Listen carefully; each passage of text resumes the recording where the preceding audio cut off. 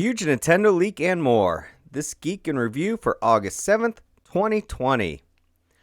Nintendo fans were surprised with a huge leak of internal Nintendo files and prototypes this past week. There was a ton of unreleased and in-progress game prototypes and assets from the Super Nintendo and N64 era. Most notably, this includes a Luigi model for Super Mario 64, probably for an unreleased two-player mode. There were a ton of Pokemon and high-quality voice samples from Star Fox 64, F-Zero X, and Super Mario 64. While this looks terrible for Nintendo, it has caused a little bit of a ruckus with video game archivists and historians. Since the data is still copyrighted, can they legally keep a copy?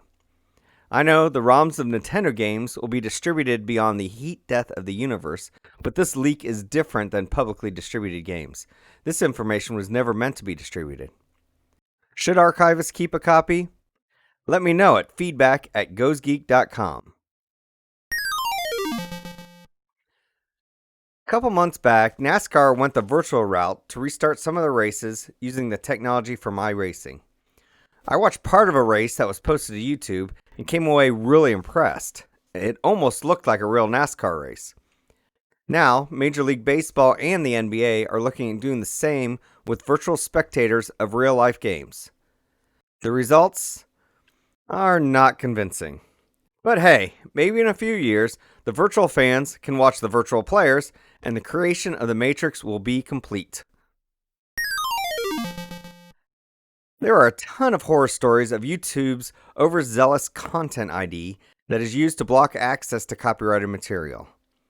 Mostly the problems are with small producers, but even the big guys aren't safe when the Star Trek Virtual Comic-Con panel was blocked due to content ID. After about 15 minutes, the panel's YouTube stream was knocked out for copyright infringement. At least CBS was able to get someone to fix the issue after only another 20 minutes.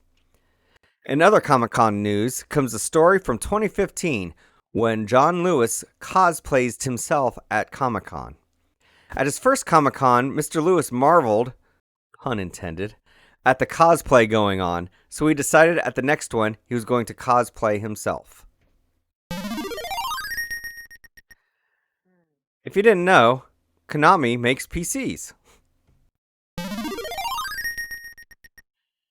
JavaScript is an interpreted programming language that is used on almost every website.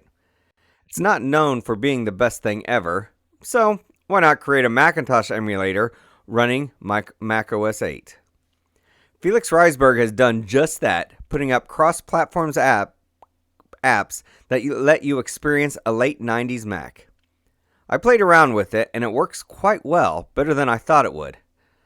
Duke Nukem runs a little slow, but hail to the king. There is a Paperboy Intellivision port in progress. I've never been able to get into the home conversions of Paperboy, mainly because of the controls. In the arcade game, you are a newspaper delivery boy, riding your bike, delivering papers while avoiding obstacles and trying not to break windows. The controls were a set of bike handlebars, giving you the feel of riding a bike. It's a safe bet that the Intellivision controllers will not be an improvement. Computers are terrible at creating random numbers.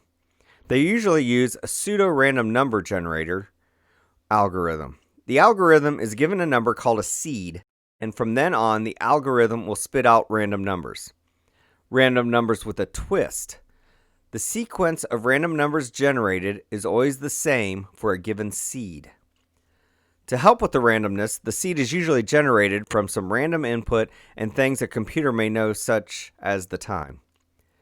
Microsoft uses a pseudo-random number generator to create its worlds. If you have the seed, you can regenerate the world based on that seed. Some internet individuals discovered the seed of Minecraft's classic title screen. In other Minecraft news, while it's no Macintosh, you can now boot a Windows 95 PC inside Minecraft and play Doom on it. And that's it for this week. Be sure to check out goesgeek.com to find out how to keep up with the goes. Stay brilliant, beasts. Goes out.